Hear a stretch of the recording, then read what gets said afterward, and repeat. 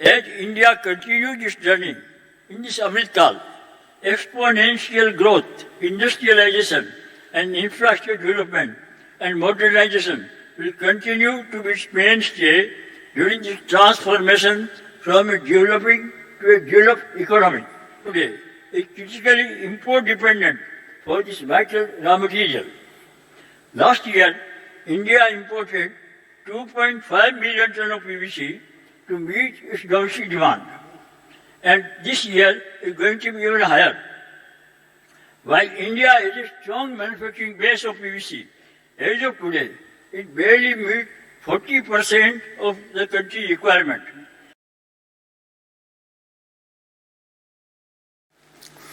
While the share of each application might vary by region, pipes and profiles will continue to make up the major part as applications, rendering PVC, as we already heard before, the polymer for infrastructure.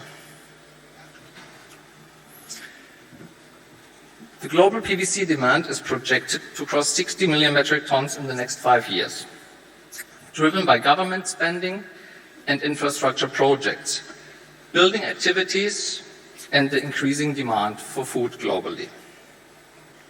In profiles, the next major application for PVC windows offer energy-efficient solutions with lower carbon emissions throughout its life cycle compared to alternative materials.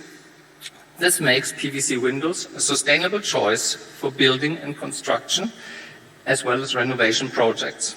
I think any other nation in the world has seen this level of urbanization happening this quickly.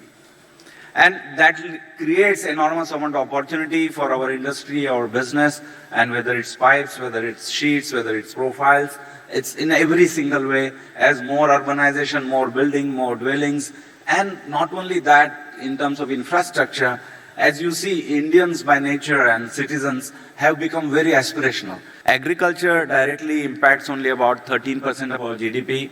Directly and indirectly, including industries which depend on agriculture, it's about still 30% plus of GDP. Today, in India, most of the PVC is not used more than 400 mm size, right? Around the world, PVC is used even up to 1 meter. Because a lot of people, engineering side or whatever, do not believe PVC can withstand more than, that size. And that it is not correct. PVC as a material can do. You can do 1 meter pipe, you can do 600 millimeter pipe, but most of the people do not believe it. And instead of fighting amongst ourselves, we should together fight with other materials. Fight with the metal pipes, right? They have 30-year life. We have, 60, 100-year life. If you see PVC, which is in India, it's a $5 billion industry. And as we traverse the next 25 years, that is by 2047, it will also be a 10x industry. It will be somewhere around a $50 billion industry. Moving on to the domestic segment, as I mentioned briefly, this is closer home.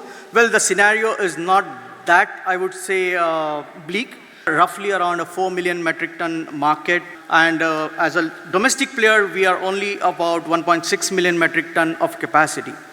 But yes, there are plans in place. And along with Reliance, I'm sure other players have also lined up.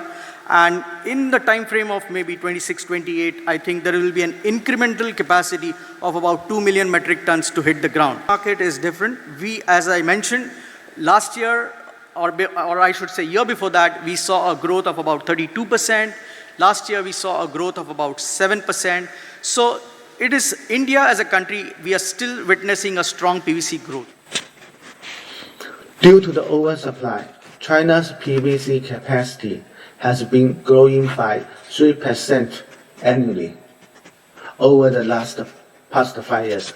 However, the operation rate is only 77%. Leaving about 6.5 million tons of capacity unused.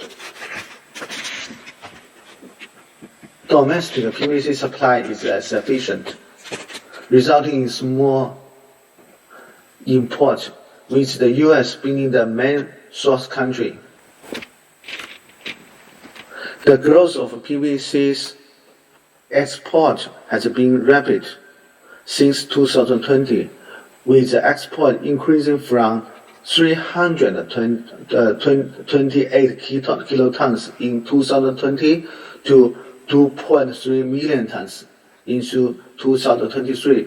The proportion of Chinese PVC export to India has notable risen from 7% to 84%, nearly half of the total export.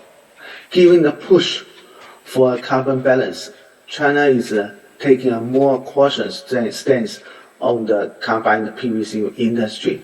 At the national level, new combined projects must implement the capacity replacement with equivalent or reduced capacity, indicating that the combined capacity will no longer increase.